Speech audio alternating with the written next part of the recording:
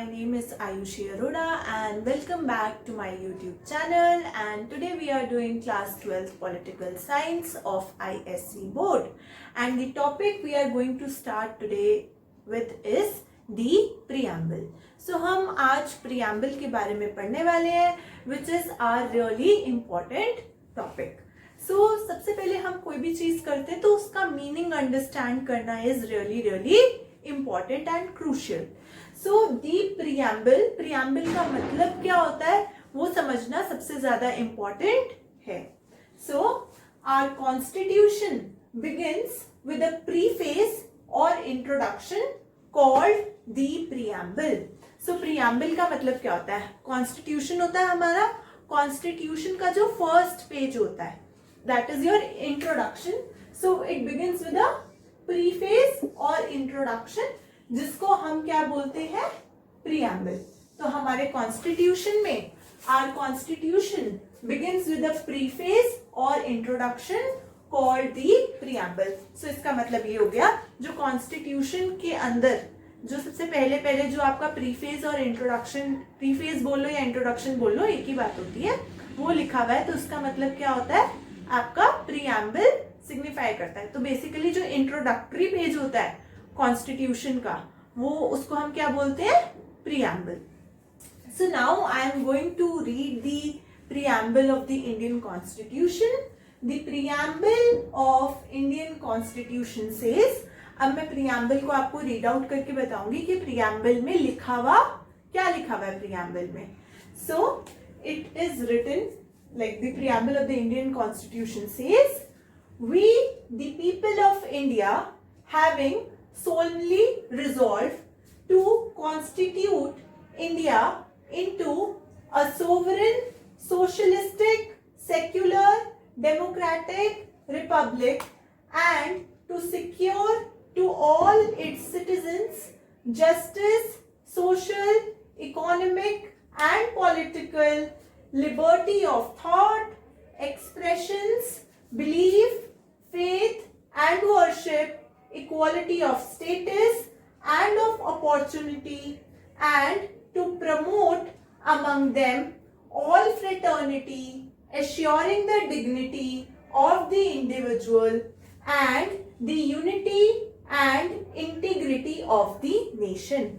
So this is written in the preamble of the Indian constitution, यानी कि ये सारी बातें प्रीएम्बल ऑफ इंडियन कॉन्स्टिट्यूशन में लिखा गया है. So now further we are going to discuss what are the important terms in the preamble of the Indian constitution.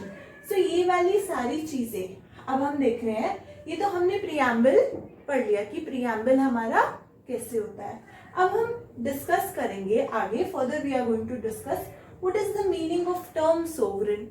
Sovereign का मतलब क्या होता है, फिर सोशलिस्ट का मतलब क्या होता है, फिर सेक्युलर का मतलब क्या होता है, फिर डेमोक्रेटिक का मतलब क्या होता है, फिर रिपब्लिक का मतलब क्या होता है, फिर जस्टिस का मतलब क्या होता है, फिर लिबर्टी का मतलब क्या होता है, फिर इक्वालिटी का मतलब क्या होता है और फिर फ्रेटर्निटी का मतलब क्या होता है. जब हमें ये सारी टर्म्स अच्छे से समझ में आ जाएंगी तो हमें जो हमारा प्रीएम्बल है वो भी अच्छे से समझ आ जाएगा. So now we will discuss it. मैं इसको एक बार फिर से धीरे धीरे पढ़ती हूँ, आपको समझाती हूँ इसका मतलब क्या कह रहा है और फिर हम इन टर्म्स को डिटेल में आगे स्टडी करेंगे. सो सबसे पहले लिखा हुआ है we the people of India. तो यानी कि we are the people of India, तो हम इंडिया के जो लोग हैं, having solemnly resolved to constitute India. तो हम लोग इंडिया को कैसे कॉन्स्टिट्यूट कर रहे हैं? Into a sovereign, socialistic, secular, democratic republic. So हम जो इंडिया के लोग हैं, जो इंडिया के पीपल हैं, वो क्या बात कर रहे हैं कि हम इंडिया को कैसा कॉन्स्टिट्यूट कर रहे हैं? ऐसा कि वो एक सोवरेन है, सोशलिस्टिक है, सेक्युलर है, डेमोक्रेटिक है. तो हमारा इंडिया कैसा है? Our India is a sovereign country, it is a socialist country, it is a secular country, it is a democratic country. तो ये वाली सारी चीजें कि सोवरेन है, सोशलिस्टिक है, सेक्युलर है, डेमोक्रेटिक है, रिपब्लिक है, and to secure to all its citizens और अपने सारे सिटीजन्स को ये क्या प्रोवाइड करता है? Justice, social, economic and political, so basically हर तरीके का justice, and liberty of thought, यानी कि एक तरीके का फ्रीडम ऑफ थॉट। इन वर्ड्स का मीनिंग अभी मैं डिटेल में आगे डिस्कस करने वाली हूँ।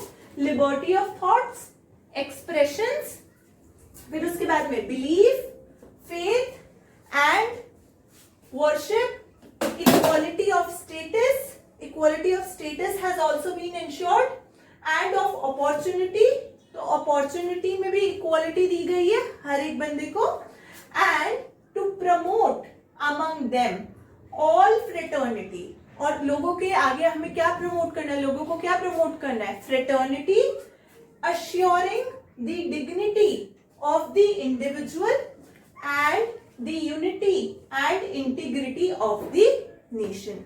So ये हमने सारी चीजें डिस्कस की हैं। अब हम इन टर्म्स को डिटेल में पढ़ेंगे so that we can understand the preamble in a better way. So as we are doing the preamble, so हमने preamble क्या कहता है हमारा, वो तो हमने पढ़ लिया कि प्रीएम्बल ऑफ इंडियन कॉन्स्टिट्यूशन कैसे लिखा हुआ है या उसमें क्या लिखा हुआ है। तो अब हम कुछ इंपॉर्टेंट टर्म्स पढ़ने वाले हैं जो कि आपके प्रीएम्बल में दी गई है। So the first term which we are going to study is sovereign, कि सोवरेन का मतलब क्या होता है। तो अगर आपको ये टर्म समझ में आ जाएंगी तो आपको प्रीएम्बल जो कि हमारे इंडियन कॉन्स्टिट्यूशन का है वो अच्छे से समझ में आ जाएगा। So coming to its first term, which is sovereign. Sovereign means that India is now independent. It is no longer governed by any external authority. Sovereign का मतलब ये है कि अब जो हमारा इंडिया है, जो बोलते हैं कि हमारा इंडिया क्या है, एक सोवरेन नेशन है ना, मतलब हमारा सोवरेन कंट्री है। तो इसका मतलब क्या है कि इंडिया जो है वो अब क्या है? इंडिपेंडेंट है। अब वो अपना खुद का मास्टर खुद है, ठीक है, और इसके ऊपर कोई no longer governed by any external authority. So पहले तो हमारे ऊपर जैसे ब्रिटिशर्स का रूल था, लेकिन जब हमारा कॉन्स्टिट्यूशन बनाया गया तो उसके अंदर जब ये वर्ड सोवरेन हमारे प्रीएम्बल में इंक्लूड किया गया तो इसका मतलब ये है कि India is no longer governed by any external authority. Another very important term is socialistic. So socialistic term भी हमने अपने प्रीएम्बल में पढ़ा है, अभी जब इससे पहले मैंने डिस्कस किया था। सो सोशलिस्टिक का मतलब क्या होता है? Everyone is given equal opportunities to make use of the resources of the country. So socialistic का मतलब क्या होता है? यानी कि सोशलिस्टिक का मतलब आप जैसे सोसाइटी को देख लो, तो एक सोसाइटी में सबको क्या मिलनी चाहिए? इक्वल अपॉर्चुनिटीज मिलनी चाहिए हर एक चीज में।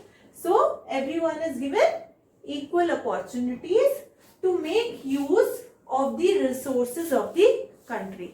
सो यानी कि सारी जितने भी रिसोर्सेज है हमारी कंट्री में उसका सारी चीजों का यूज वाइजली हो पाए और सबको इक्वल अपॉर्चुनिटी मिले वो चीज को एक्सेस करने की। सो this is the meaning of the term socialistic, कि बेसिकली अगर हमारा इंडिया एक सोशलिस्टिक कंट्री है तो इसका मतलब ये है कि सबको इक्वल अपॉर्चुनिटीज दी गई है। फिर हम बात करते हैं सेक्युलर की। सेक्युलर को हिंदी में बोलते हैं धर्मनिरपेक्ष। हम बोलते हैं ना ये धर्मनिरपेक्ष राज्य है, यानी कि यहाँ पर कोई भी डिस्क्रिमिनेशन रिलीजन के बेसिस पर नहीं किया जाता। There is no discrimination on the basis of religion, ठीक है, रिलीजन के बेसिस पे, यानी कि किसी भी धर्म के आधार पर किसी भी तरीके का डिस्क्रिमिनेशन नहीं किया जाता। आप हिंदू हो, मुस्लिम हो, सिख हो, कोई भी किसी भी आप रिलीजन को बिलोंग करते हो, तो R India is a secular country. यहाँ पर किसी भी रिलीजन के बेसिस पर कोई डिस्क्रिमिनेशन नहीं किया जाता। Another very important term which comes under our preamble is democratic. तो हम बोलते हैं ना कि India is a democratic country. Democratic का मतलब क्या होता है? इसका मतलब होता है कि हम अपने रिप्रेजेंटेटिव्स को खुद इलेक्ट करते हैं। the people of India govern themselves through their elected representatives. So जो हमारे people of India हैं, जो इंडिया के लोग हैं, वो कैसे क्या करते हैं, अपने आप को गवर्न करने के लिए वो क्या चूज करते हैं, आपके इलेक्टेड रिप्रेजेंटेटिव्स. सो इलेक्शंस होते हैं हमारे हर 5 सालों के बाद. तो हर 5 साल के बाद जब इलेक्शन होते हैं तो उसमें हम अपने रिप्रेजेंटेटिव्स को चूज करते हैं जो कि हमारे को गवर्न करते हैं. तो our India is a democratic country. Another very important terms which is a major part of our preamble is republic. Republic का भी यूज किया जाता है हमारे प्रियम्बल में. तो रिपब्लिक का मतलब क्या होता है, कई बार बच्चे ना कंफ्यूज हो जाते हैं, डेमोक्रेटिक और रिपब्लिक को सेम मीनिंग डिनोट कर देते हैं. तो but both of them are different. तो डेमोक्रेटिक का मतलब अलग होता है और रिपब्लिक का मतलब अलग होता है. डेमोक्रेटिक का तो ये मतलब होता है कि आप अपने इलेक्टेड रिप्रेजेंटेटिव्स को, यानी कि आप अपने रिप्रेजेंटेटिव को इलेक्ट करते हो और फिर वो रिप्रेजेंटेटिव आगे जाके आपको गवर्न करता है. रिपब्लिक का मतलब ये होता है, it says that the Indian constitution proclaims that the head of the state, जो आपका इंडियन कॉन्स्टिट्यूशन है वो ये प्रोक्लेम करता है that the head of the state will be elected and not be a hereditary ruler.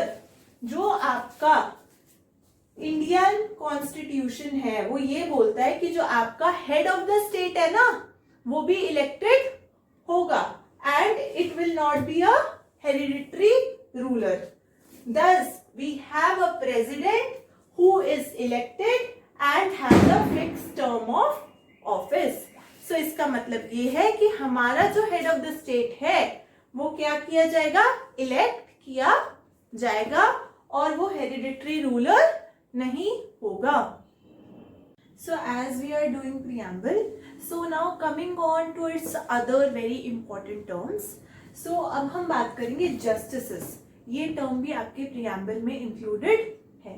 इसका meaning होता है the Indian constitution strives to ensure an equitable and just society by reducing economic and social inequalities. इसका मतलब ये है जो Indian constitution है वो क्या करता है, इंश्योर करता है कि एक इक्विटेबल और जस्ट सोसाइटी बन पाए. कैसे बन पाए, by reducing economic and social inequalities. तो किसी भी तरीके से सोशल और इकोनॉमिक इनइक्वालिटीज को रिड्यूस करने की कोशिश की जाती है और ताकि आपकी जो सोसाइटी है वो एक तरीके से इक्विटेबल और जस्ट हो सके. So this is the meaning of justices in our preamble. अब हम another very important term is liberty. Liberty का जो मतलब होता है फ्रीडम होता है. लिबर्टी का मतलब क्या होता है, freedom. The constitution gives freedom to the citizens. आगे के ये सारे एग्जाम्पल्स आप एक तरीके से एग्जाम्पल की तरह समझ लेना. The constitution gives freedom to the citizens to express their opinion. एक तो ओपिनियन एक्सप्रेस करने की फ्रीडम दी जाती है, follow their own path and choose the occupation of their choice. कि वो जो उनसा रास्ता चुनना चाहते हैं अपनी लाइफ में वो वाला पाथ चूज कर सकते हैं. किसी भी तरीके का ऑक्यूपेशन वो चूज कर सकते हैं. वो कुछ भी बनना चाहते हैं तो इस पे स्टेट का या कंट्री का कोई भी रोक टोक नहीं है. चाहे आप टीचर बनना चाहो, आप डॉक्टर बनना चाहो, आप कुछ भी बनना चाहो, तो वो कुछ भी ऐसा नहीं है. तो आपका जो कॉन्स्टिट्यूशन ऑफ इंडिया है वो क्या देता है, फ्रीडम टू इट्स सिटीजन्स. ये तो एक तरीके के एग्जाम्पल्स हो गए जो हमने डिस्कस कर लिए. तो बेसिकली लिबर्टी का मतलब क्या होता है, freedom. Another very important term is equality. Equality का मतलब क्या होता है, all citizens are considered equal before law. तो आपके लॉ एंड ऑर्डर के आगे, लॉ के आगे सारे सिटीजन्स इक्वल होते हैं. किसी भी तरीके का कोई डिस्क्रिमिनेशन नहीं किया जाता, whether the person is rich और पुअर और मतलब कोई भी बंदा हो, ठीक है, शेड्यूल कास्ट है, शेड्यूल ट्राइब है, कोई भी है, किसी भी तरीके का कोई डिस्क्रिमिनेशन नहीं किया जाएगा. जो लॉ है, लॉ के आगे सारे लोग इक्वल होते हैं.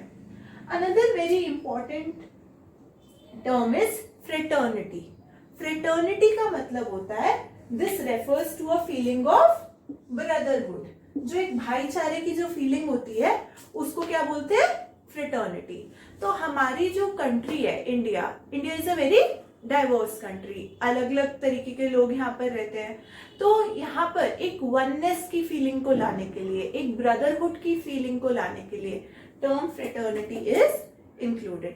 I hope you have understood all the terms like very well and तो आपको preamble समझ में आ गया होगा कि we the people of India जो भी हम बोलते हैं, preamble जो हमारा लिखा होता है which is your introduction to the Indian Constitution, तो वो आपको समझ में आ गया होगा और उसके अंदर जो important terms यूज की गई हैं आपको वो भी समझ में आ गई होंगी.